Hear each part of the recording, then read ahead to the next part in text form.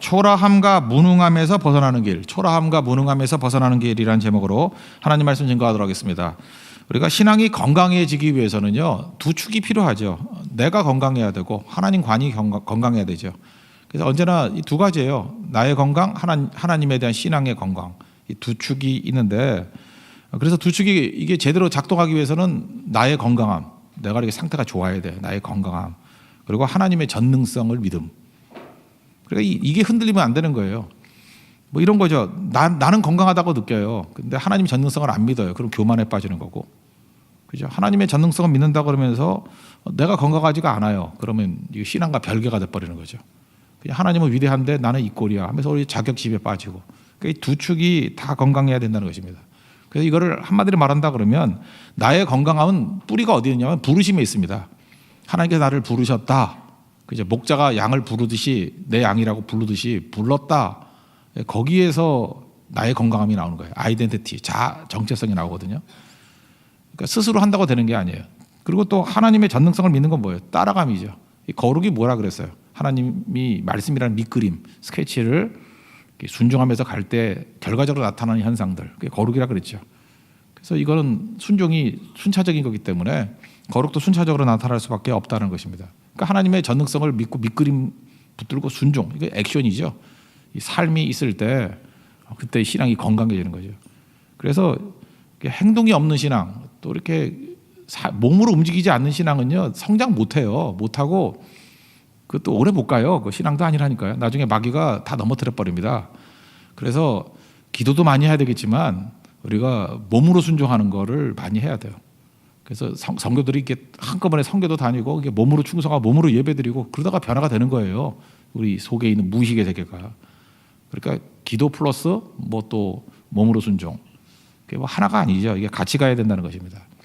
오늘 그 양과 목자 이 비유를 보면은 첫 번째 나의 건강함인데 한 축을 먼저 보면 부르심이라 그랬죠. 그러니까 자기 양을 부르셨다. 그리고 종종 이제 우리 이제 근처에 있는 일들을 한번 놓고 본다 그러면은 이런 거죠. 나의 기반이 나 스스로가 될 때 참 약해요. 그렇잖아요. 그 뭐 자가당착에 빠진다 그러잖아요. 자기 확신이 자기한테서 나와요. 그리고 내가 나를 주장해요.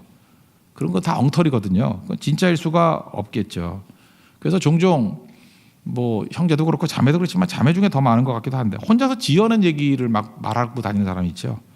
그러니까 상상을 현실로 뭐 누구를 이렇게 뭐 사랑한다든지 그러면은 사실도 아닌데 막 본인은 사실인지도 모르죠. 사실이면 병든 거고, 그죠? 그 정신적으로 안 좋은 거죠.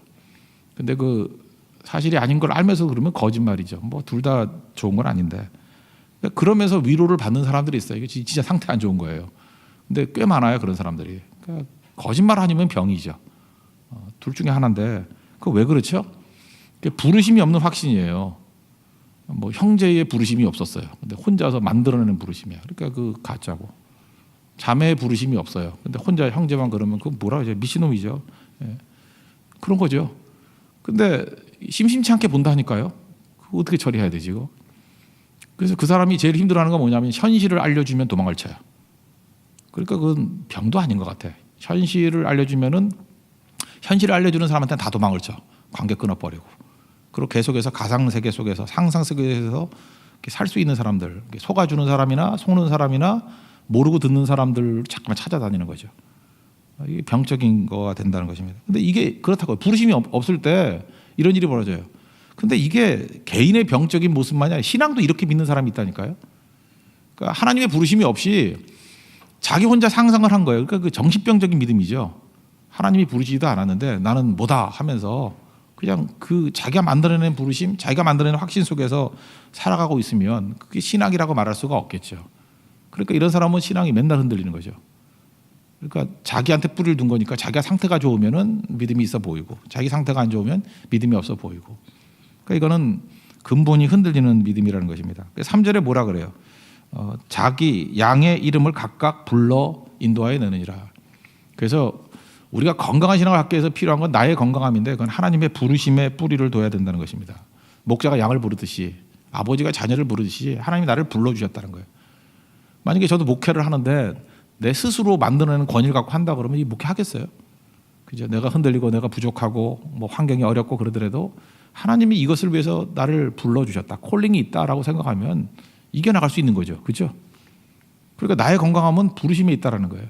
지금도 자꾸만 내가 이렇게 열등감에 빠지고 뭐 상처가 있다 그러고 자꾸 이렇게 흔들흔들한 사람들 반드시 확인해야 될 게 뭐냐면 전능하신 하나님께서 나를 부르셨다라는 거예요. 그죠? 우리 목자 되신 예수님께서 나를 부르셨다는 거예요. 양으로 부르셨다는 거예요. 내 이름 부르셨다는 거예요. 그게 중요하다는 것입니다. 이름 불렀다는 건 무슨 뜻이 있을까요? 그냥 간단히 대충 살펴서 세 가지 정도로 한번 나눠볼게요. 이름 불렀다는 게 나를 부르셨다는 게 콜링이 무슨 뜻이에요? 첫 번째는 있는 모습 그대로 불렀다는 거죠. 내 모습 그대로. 우리 찬양도 불렀잖아요. 내 모습 그대로. 내 모습 이대로. 주님께서 나를 사랑하시고 부르셨다고. 그 찬양도 부르잖아요. 그러니까 I am으로 부른 거예요. I am으로. 그런데 예수님의 그 부르심이 아니고 사람들에게서도 권위가 나온다든지 내 스스로 권위를 맡는다 그러면은 뭐가 좋아야 되는 거 아니에요. 그죠? 그러니까 꾸며내거나 더 허황된 거죠. 가짜로 꾸며내 상상하거나. 그러니까 이게 몇몇 사람 개인의 비정상의 문제가 아니라 신앙인들도 이렇게 신앙생활을 한다니까요. 그러니까 가짜로 만들어내야 되니까. 그러니까 이 문제가 되는 거죠. 그러니까 하나님의 부르심이 있으면 내가 부족하더라도 자녀들은 아버지가 부를 때 가잖아요. 그 신분 때문에 오는 힘이기 때문에 그죠? 수준 때문에 오는 힘이 아니라. 그래서 있는 모습 그대로 부르셨다. 목자는 양을 있는 모습 그대로 부르셨다. 그게 중요하다는 것입니다. 그러므로 우리 많은 순간에 이 가짜들은요, 우리 인간관계 속에서도 그냥 있는 모습 그대로를 사랑하는 것, 이게 인간관계인데 자꾸만 이렇게 뭘 내세우려고 그러는 사람이 있잖아요. 요즘에는 이제 결혼도 만남이 쉽지 않은 것 같아요. 그죠? 이게 형제들도 만남을 되게 이제 힘들어하는 것 같고 귀찮아하는 것 같고 자매들도 이중잣대를 갖고 하니까 그죠? 그러니까 힘들어요 현실적으로. 근데 어떤 형제 얘기를 들어봤는데 참 일리가 있더라고요. 이 형제는 욕을 안 먹어요. 왜 욕을 하면 선을 무지하게 많이 받거든요. 선을 되게 많이 받는데도 불구하고 그렇게 거절감을 안 주면서도 잘 헤어지더라고. 난 되게 신기했어요. 지금 결혼했습니다. 이제 신기했다고. 그래서 저는 또 항상 이렇게 대가들한테 가서 무릎 꿇고 배우거든요. 너 아무리 봐도 너 대가인 것 같다. 내가 보건대 굉장히 많은 사람들과 이렇게 뭐 관계를 맺었는데 너한테는 거절감을 가진 사람이 없다고. 우리 교회도 그렇고 밖에도 그렇고 하여튼 제가 그런 걸 좀 느꼈어요. 그랬더니 이 형제가 이거예요. 자기가 좀 마음에 드는 사람이 나오면은 자기 좋은 점만 드러낸대요. 막 드러낸대요. 그리고 그 마음에 안 드는 사람이 나오면 자기의 나쁜 점을 이게 다 얘기해 버린대요. 그러면 알아서 도망친대요. 그 거절감을 느낄 거 없죠. 오히려 그 상대가 오히려 미안해하면서 간대요. 미안합니다 그러면서 그죠? 힘내세요. 굳건히 사세요. 그러고 간대요. 자기 약점을 얘기하니까 그것도 약점을 좀 과장되게 얘기하면 간다라는 거죠. 그래서 내가 참 지혜롭다 그런 생각을 했어요. 없는 얘기도 아니잖아요. 근데 이게 또 상태가 안 좋으면 이게 또 부작용이 있어요. 그렇게 자기 약점을 드러내면도 불구하고 이게 뭐가 눈이 뒤집혀가지고 홀려버리면요. 저한테 와서 그래요. 분명히 싫어서 나쁜 점 얘기한 건데 얼마나 나한테 마음이 열렸는지 자기 약점을 다 얘기를 해요. 그래요. 그래서 심각한 병이다 이런 생각을 했거든요. 여기 잊지 마세요. 처음 만났을 때나 만난 지 얼마 안 됐을 때 자꾸만 자기 약점 뭐 이렇게 삶의 힘든 점들 쭉 얘기하면 정직한 게 아니고 싫다는 거예요. 아셨습니까 이제 그런 거 더 질문하지 말아요. 싫다는 거예요. 그게 정중하기 싫다는 거예요. 그리고 또 나중에 그러죠. 좋은 점만 쭉 얘기하면 속았다 그러죠. 결혼은 속아서 하는 거예요. 되게 속이는 거예요. 그 나중에 처음부터 나쁜 점을 얘기하는 사람이 있어요. 처음에 좋은 점 얘기하다가 이제 정도 들고 깊어지면 그때 이제 조금씩 약점을 얘기를 하는 거죠. 해서 사랑이 깊어지면 그 약점을 이길 수 있는 힘이 되는 거죠. 교제가 4계절이 있어야 된다 그러잖아요. 봄, 여름, 가을, 겨울. 그래서 조금씩 시간 1년 정도 지나면 다 드러나거든요. 그러면은 속일 수도 없어요. 그때는. 그러니까 하나씩 사랑이 깊어지면 감당할 능력이 생기는 거예요. 또 능력이 생기고 또 능력이 생기고. 한번 생각해 보세요.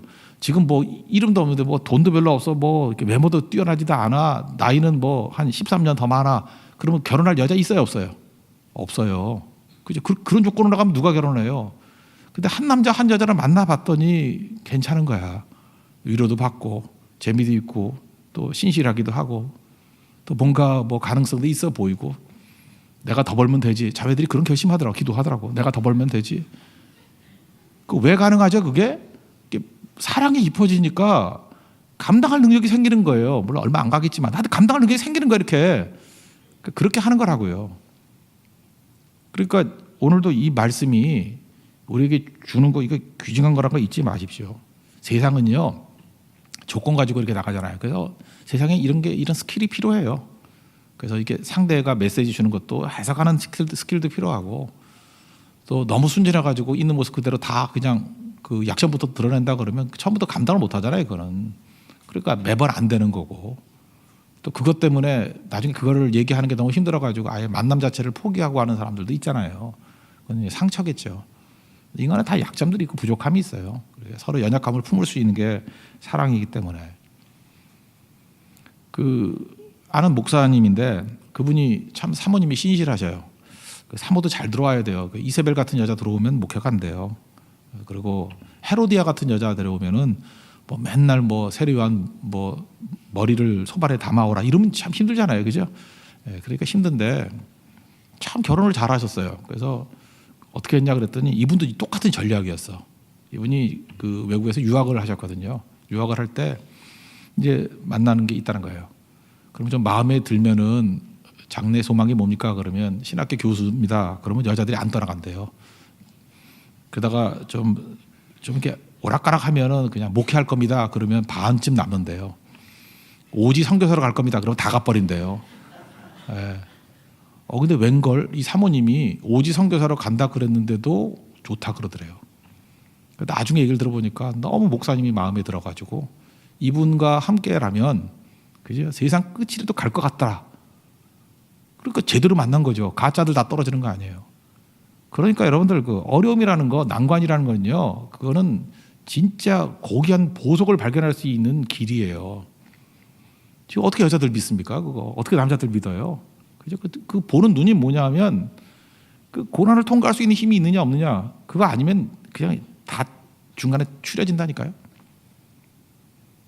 그런데 하나님께서는 우리를 그런 식으로 부르지 아니하시고 내 모습 이대로 그대로 부르셨다는 거예요.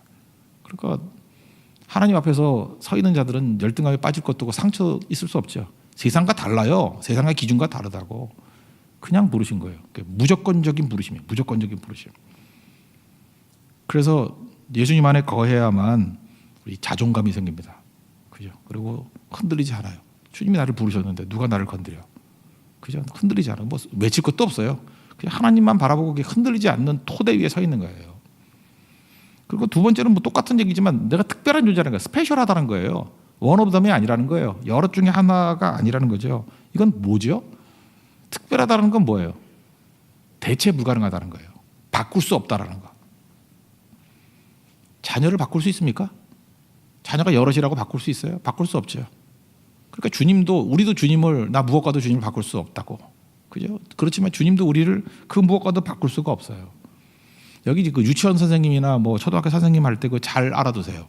그 부모들이요 선생님한테 기대하는 게 뭐냐면 저도 그 학부모를 해봤기 때문에 아는데 그냥 애 자체가 귀하다라는 뜻으로 표현해 줄 때 제일 고마워요.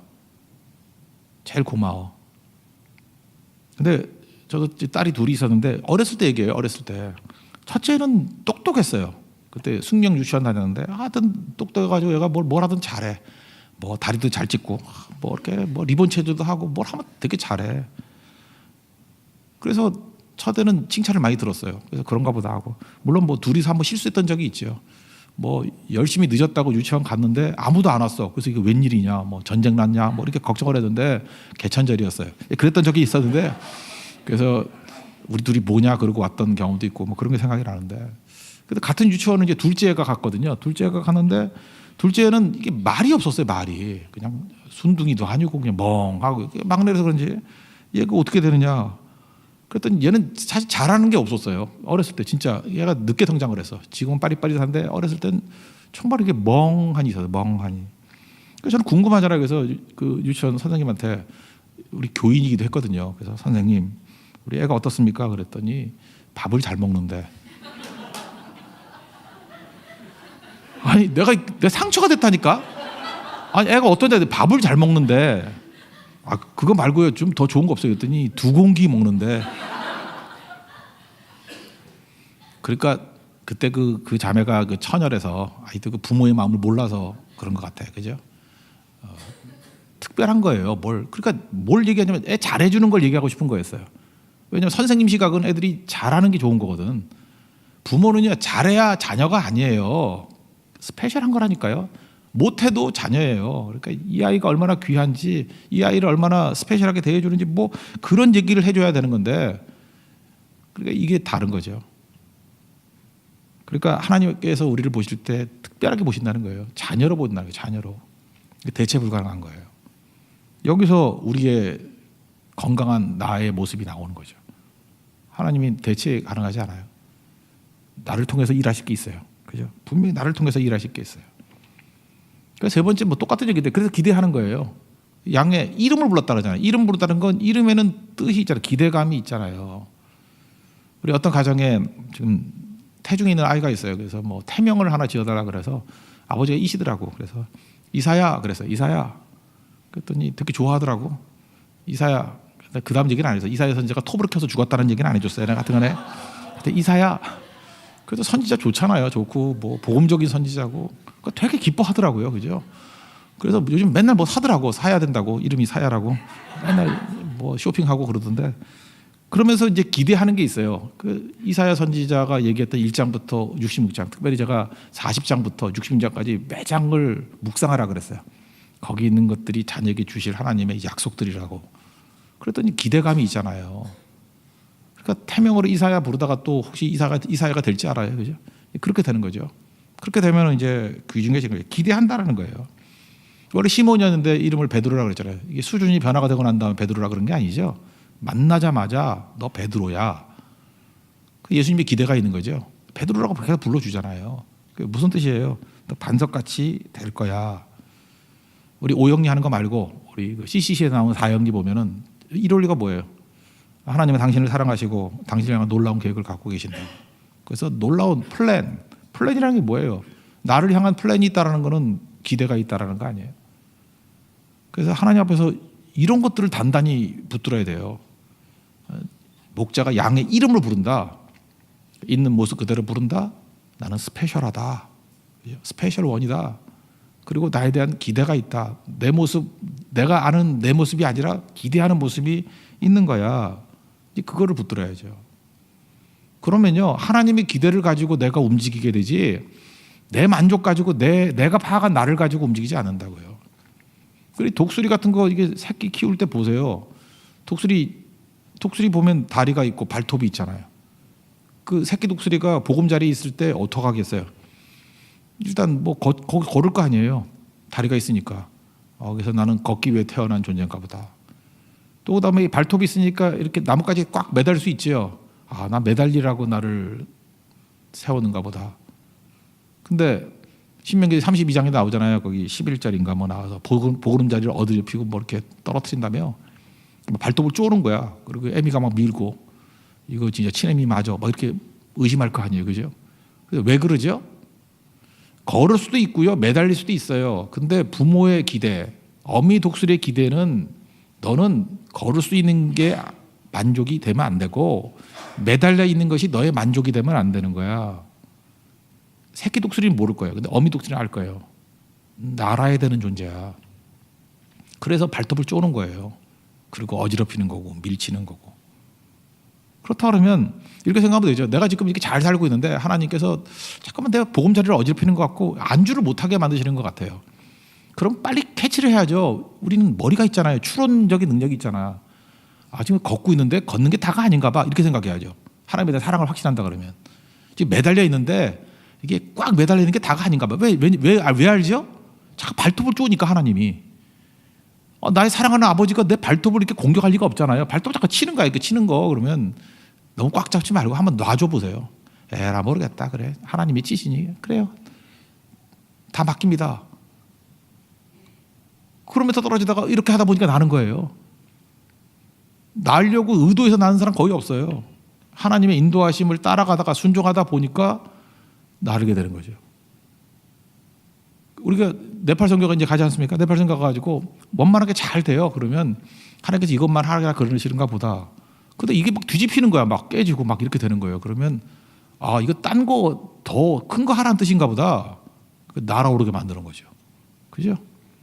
그래서 있을 때는 잘 살아 그럴 때는 그때는 이제 보금자리에서 머물 단계야. 그리고 그때는 매달려 있을 단계고. 그죠? 그때는 걸어야 될 단계고.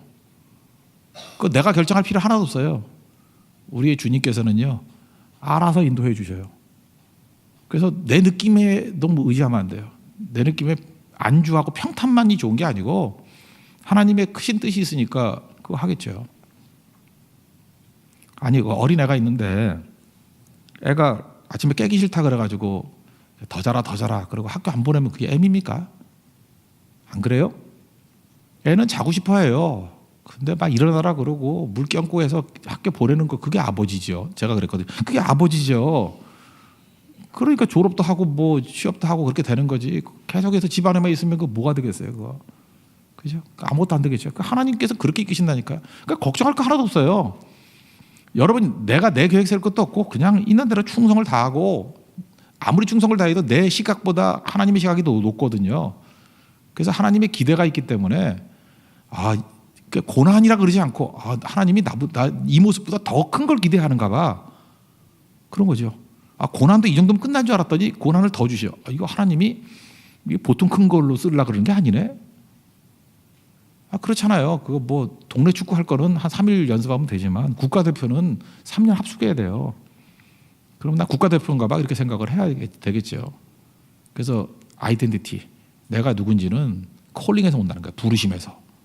그래서 부르심에 대해서 철저히 순종할 수 있는 우리 하나님의 종 되기를 바랍니다. 그럼 두 번째 단계에서 뭐가 필요하겠어요? 이제는 하나님 앞에 하나님의 전능성이라는 거. 하나님의 전능성을 믿고 이제 따르는 거예요. 따르는 거. 4절 보니까 그 음성을 아는 거로 따라오되 그랬죠. 타인의 음성은 알지 못하는 거로 따르지 아니하고. 그러니까 따라간다는 게 뭐예요? 이게 순종하는 거죠. 주님의 일 따라가는 거. 그러니까 주님 잘 따라가는 거. 이걸 거룩이라는 개념은 밑그림, 그러니까 말씀에는 밑그림을 순종한다. 그게 따라가는 거 아니에요. 그러면서 결과적으로 나타나는 현상들, 그게 거룩이라니까. 그럼 따라간다라는 건 뭐겠어요? 일단 제일 중요한 거는 음성 파악을 해야 돼요. 그래서 주님을 잘 따르기 위해서는 귀가 발달돼야 돼요. 귀. 그래서 예수 믿는 사람들은 들음이 중요해요. 들음이. 보는 것도 중요하지. 보는 건 속는 거고 잘 들어야 돼요. 뭘 들어야 되냐면 주님의 음성을 들어야 돼요. 그러니까 이게 말씀이죠. 그러니까 말씀을 들어야 돼요. 그러니까 말씀을 듣는다는 건 뭐예요? 다른 목자 얘기를 들으면 안 된다는 거예요. 세상의 소리라든지 아니면은 과거의 소리라든지 나의 상처의 소리, 뭐 실패의 소리 이런 거 들으면 안 되고 주님의 음성 들어야 돼요. 따라가려 그러면 양이 목자 따라가려 그러면 음성을 파악해야 될 거 아니에요. 뭐 여기서 시끌시끌하다고 다 들으면 안 되죠. 그래서 듣는 거 훈련해야 돼요. 그래서 여러분 지금 다 듣는 거 훈련하는 사람이잖아요. 우리 교회 지금 뭐 산부 같은 데는 그 유초등부, 초등부 학생들도 같이 찬양하고 그러대. 그리고 저녁 예배도 막 다 오고 그러잖아요. 근데 뭐 지난주 같은데 예배도 좀 길고 했는데도 불구하고 하나도 안 떠들어. 잘 들어요. 거기서 난 이제 기대감을 갖는 거지. 야, 여기서 인물 나오겠다. 그죠? 어려서부터 저렇게 듣는 훈련이 돼 있으니 이게 뭐 어떤 인물이 나오겠어요? 그 시대를 바꾸겠죠. 세계를 바꿀 수 있는 인물이 여기서 나올 거라고. 듣는 게 되니까 듣는 게 안 되는 건 문제가 되죠. 여러분 자녀들 교육 시킬 때도 그 안 듣는 애들은 그 두들겨 패서라도 듣게 만들어야 돼요. 그 떠들게 돌아다니면 안 되고 그게 교육 제대로 하는 게 아니야. 여러분들이 지금 교육 잘못 시키는 거예요. 세상의 교육 방법이라고. 하나님의 교육 방법은 듣는 훈련 시키는 거예요. 잘 듣는 거, 말씀 듣는 거. 그리고 여러 가지 소리 속에서도 골라 듣는 거. 하나님 말씀만 골라 듣는 거를 배워야 된다는 것입니다. 여러분 알다시피 사랑하면 잘 듣잖아요. 잘 듣기 위해서 해야 될 일이 뭐죠? 사랑하면 돼요. 사랑하면 잘 들어요. 사랑하면 잘 들어. 그럼 뭐 여러 부분에서 느껴지죠. 여러분들 그래서 될 수 있으면 이제 성도와 목회자 사이에서도 성도들이 목회자를 사랑하면은 유익이 있어요. 자기에게 유익이 있어. 잘 들려요. 근데 미워하면은 안 들려. 그럴 때는 그냥 교회를 떠나는 게 좋은 것 같아. 너무 오래 있지 말고. 들리지도 않은 거 뭐하러 죽치고 있어요. 어떤 교회 다녀야 된다고요? 말씀이 들리는 교회. 근데 그 개인적인 감정 때문에 안 들린다 그러면은 애쓰다가 너무 안 되면은 들리는 데가 있거든요. 들리는 데 가야 돼요. 들리는 데. 그게 되게 중요한 것 같아요. 그냥 억지로 버티는 게 별로 좋은 것 같진 않아. 물론 뭐 그러다가 떠돌이 같이 맨날 돌아다니면 안 되겠지만, 그리고 잘 듣기 위해서 사랑이에요. 사랑하면 잘 들려요. 그래서 엄마는 애들의 옹알이를 알아듣잖아요. 말 같지도 않은 소리를 사랑하니까 다 알아듣잖아요. 배고파? 기저귀 갈아줄까? 뭐 이런 거죠. 이제 어디 아프니? 다 알아듣잖아요. 그러니까 우리가 필요한 게 주님의 음성 구분할 줄 알고 사랑하면은 잘 들린다는 것입니다. 그런데 이게 하나님의 이 전능성, 그러니까 하나님의 전능성은 이게 능력 있는 거잖아요. 이제 그 말씀을 듣고 따라가면 뭐 안 될 게 없는 거죠. 그러니까 승리하는 길이 되겠죠. 따라간다는 건 또 다른 말로 하면 담는다는 거거든요. 담는다. 그런데 7절부터 18절까지가 이제 6절까지 얘기의 해석이라 그랬죠. 근데 예수님께서 목자를 따른다라는 게 뭔지를 설명해 주는데 내용이 쭉 설명하면 십자가를 얘기하고 있는 거예요. 내가 십자가 진다는 거죠. 그렇죠? 그래서 복음서 네 군데 다 나와요. 특별히 누가복음 9장 23절을 인용한다 그러면 똑같이 나와요. 아무든지 나를 따라오려거든 자기를 부인하고 자기 십자가를 지고 나를 따를 것이니라. 날마다 제 십자가를 지고 나를 따를 것이니라.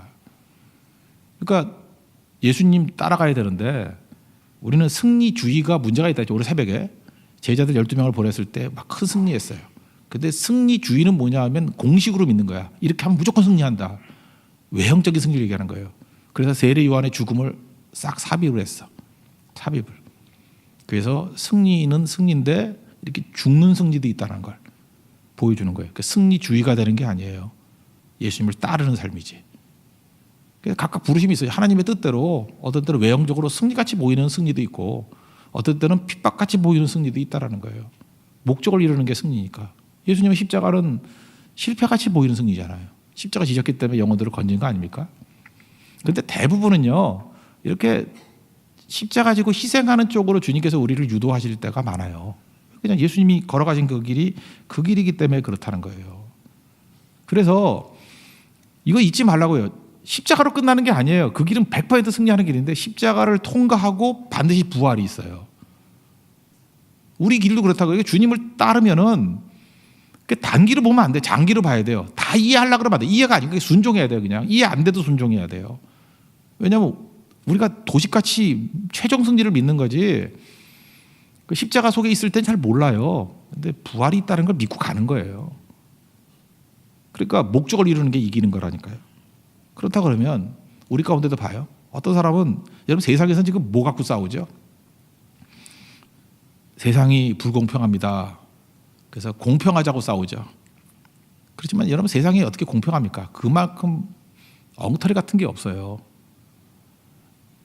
지금 당장 한번 뛰어나가 봐. 100m 달리기 다 틀려요. 그게 어떻게 공평해요? 거울을 봐봐요. 어떤 사람은 쳐다만 봐도 은혜가 되는 사람이 있는 반면에 어떤 쳐다만 봐도 자기 스스로가 욕이 나오는 사람도 있어요. 세상이 어떻게 공평해요? 이건 진짜 엉터리 같은 얘기예요. 사람들에게 이렇게 혹하는 얘기라고 공평해야 된다. 그러면 이게 메시지가 되잖아요. 그거 좋은 거네. 그리고 그렇게 하자 그러는 건 의도가 있는 거예요. 그건 욕심이 들어간 거지. 자기 뭐 필요를 해서 쓰는 거지. 세상에 어디가 공평해요? 어디가. 말도 안 되는 얘기지. 공평할 수가 없는 거죠. 공평하다 그런 사람들 보세요. 특권 다 누리고 있지. 그거 이용해가지고.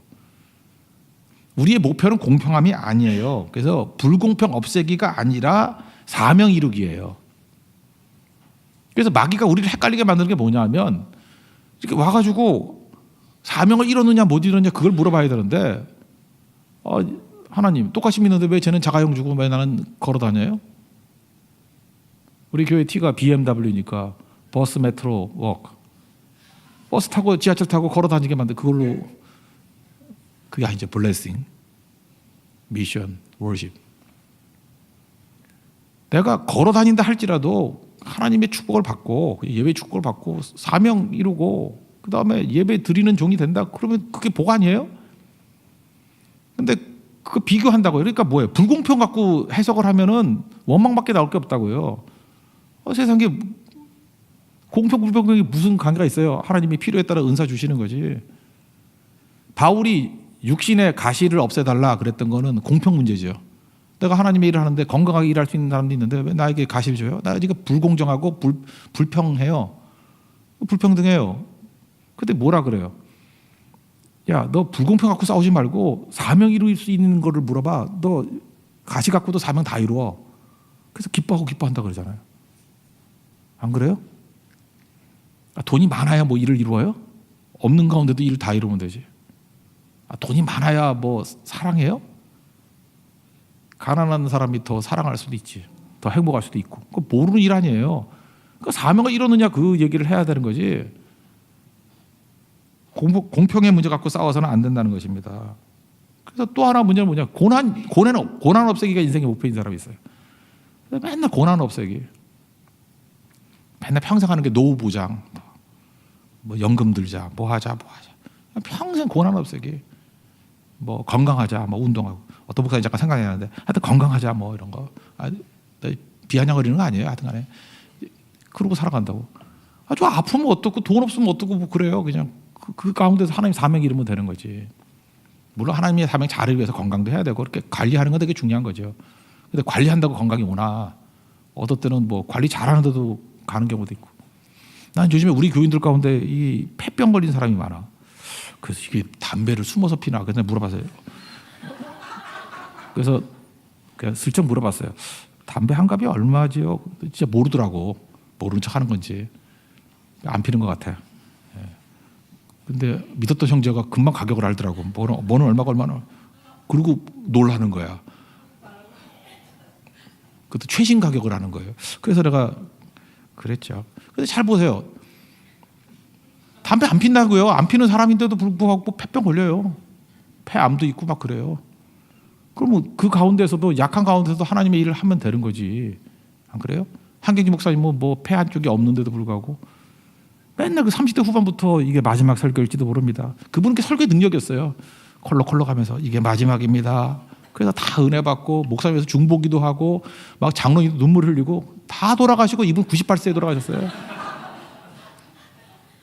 모를 일을 하니까 모를 일. 그러니까 폐가 두 개가 다 건강해야 된다. 뭐 이것도 아니고 이건 조건 아니에요. 조건이고 이거는 불평등 없애기, 고난 없애기. 이거는 헛된 싸움이에요.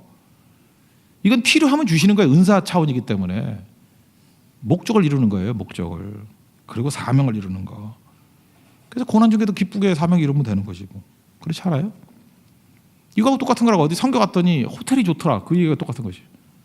호텔이 좋고 막 그거 뭐 있어요? 호텔이 좀 나쁘더라도 복음 증거에서 많은 영혼들이 예수 믿고 돌아왔더라. 그게 목적 아니에요?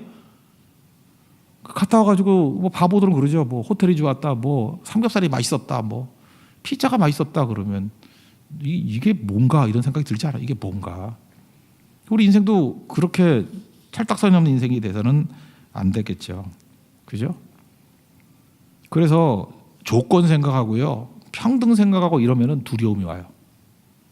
왜 두려움? 이건 내가 컨트롤할 수 있는 게 아니거든. 근데 상황에 관계없이 하나님께서 나와 함께 하시면 사명을 이룰 수 있다라는 것을 믿으면 두려움이 없어요. 그래서 아무것도 없는데 두려움이 없어요. 요한계시록 21장을 보면은 둘째 사망이 나오는데 둘째 사망이 지옥이에요. 지옥 갈 놈들.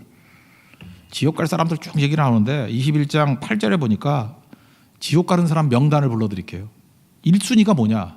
두려워하는 자들. 이게 첫 번째. 두 번째가 믿지 아니하는 자들, 흉악한 자들, 살인자들, 음행하는 자들, 점술가들, 우상숭배. 이런 사람은 불과 유황으로 타는 못에 던져지리니 이것이 둘째 사망이라. 다 좋다는 거예요. 그러니까 지옥 갈 사람들, 예수 안 믿는 사람은 간다 그러는데 이게 1순위가 믿지 아니하는 자들 같은데 아니에요. 물론 동의하겠지만 두려워하는 자들이에요. 두려워하는 자들. 왜 두렵죠? 전능하신 하나님 의지하지 않고 잠깐 조건에 신경 쓰고 자기 자신 쳐다보고 그러니까 두렵죠. 그래서 요한일서엔 두려움은 형벌이 있다고 하잖아요. 그러니까 두려운 거는요 빨리 체크해야 돼요. 믿음이 없는 거예요. 믿지 않으니까 두려운 거예요. 믿지 않으니까. 그러니까 전능하신 하나님을 바라보면은 진짜 쥐뿔도 없어도 당당해요. 아무것도 없어도 하나님의 능력 때문에 할 수 있다고 나가는 거예요. 노아가 배 만들어 본 적도 없는데 방주 만들라니까 하잖아요. 그죠? 모세는 살인돼서 무서워도 도망치고 40년 처가살이 했던 사람이에요. 이 사람은 뭐 리더십은커녕 그 친정이 아니라 뭐죠? 그 장인 따라다니다가 하던 그런 사람이에요. 근데 이스라엘을 이끌라 하나님 바라보니까 하잖아요, 그거. 그죠? 내 힘으로 되는 게 아니에요. 전능하신 하나님을 바라보면 두려움이 사라지면서 그 하나님이 나에게 힘 주시고 함께 한다 그러는데 못할 게 뭐가 있겠어요. 건강한 신앙 되기 위해서는 두 축이 중요합니다. 내가 중요하고 하나님이에요. 건강한 나, 전능하신 하나님. 건강한 나는 이게 부르심이 있어요. 콜링. 그 다음에 하나님을, 전능하신 하나님을 믿는 거에는 팔로잉이 있어요. 따라가는 거. 그래서 부르심에서 아이덴티티가 강해지고, 그리고 따라가는 거예요. 순종하면서 따라가는 거. 행동이에요. 몸으로 믿어야 돼. 몸으로. 매 순간 따라가면 묘한 게 두려움이 사라져요. 행동하지 않는 성도들, 생각 많은 성도들은 맨날 두려워해요. 그리고 이게 둘째 사망에 빠질 사람들이라니까요. 이거 믿음에 문제가 있는 거예요. 그러므로 마음속으로만 믿는다, 이건 존재하지 않아요. 마음속으로 믿어, 그럴 수 있어요. 근데 이게 10년이고 20년이고 지속됐다, 그거 거짓말이에요. 반드시 헤롯 안티파스 같이 마귀의 결단에 쫓겨서 주님 저버리고 배신할 가능성이 커요. 가능성이 그렇게 됩니다. 그래서 마귀의 시험을 이기는 길은 몸으로 순종하는 거예요. 몸으로 순종하면 이겨요. 몸으로 순종하면. 예수님이 겟세마네 동산에서 몸으로 순종하게 할 때 순종 안 하니까 시험에 넘어가잖아요. 몸으로 순종했으면 이겼어요. 몸으로 성경하고 몸으로 기도하고 몸으로 예배드리고 그럼 이겨요. 여기 리더 간사들이 있죠. 주일 예배 빠지는 게 얼마나 무서운지 알겠죠. 몸으로 움직이지 않으면요, 믿음도 다 식어버리고 안티 돼요. 안티. 지금 우리 교회도 어떤 자매가 있는데 마음은 되게 착해요. 그리고 주님을 향한 마음이 되게 있는데 이게 뭐 어떤 사정이 있어요. 상태가 안 좋으니까 몸으로 예배를 못 드려. 그러니까 신앙이 파탄이 돼버려. 제가 그래서 그랬어요. 그냥 힘들어도 아무 때라도 그냥 오라고, 교회. 저녁이라도 좋고 아무 때라도 오라고. 근데 그걸 못해요, 그거를. 그러니까 이 영적인 세력이 얼마나 무서운지 알겠죠. 정임 들면요, 그냥 평일날 낮이라도 왔다 가야 돼요. 찌꾸라도 가야 돼요. 그럼 그때부터 길이 열리는 거예요. 몸입니다, 몸. 몸이 움직이면 전능하신 하나님의 능력이 되게 임하고 그 하나님을 바라볼 때 이제 벗어나게 된다는 거예요. 오늘도 우리 몸으로 믿고 또 하나님께 나를 부르셨다라는 콜링에 응답하는 든든한 하나님 정도의 축복이 임하기를 기원합니다. 자리에서 일어나겠습니다. 내 모습 이대로 찬양하겠습니다.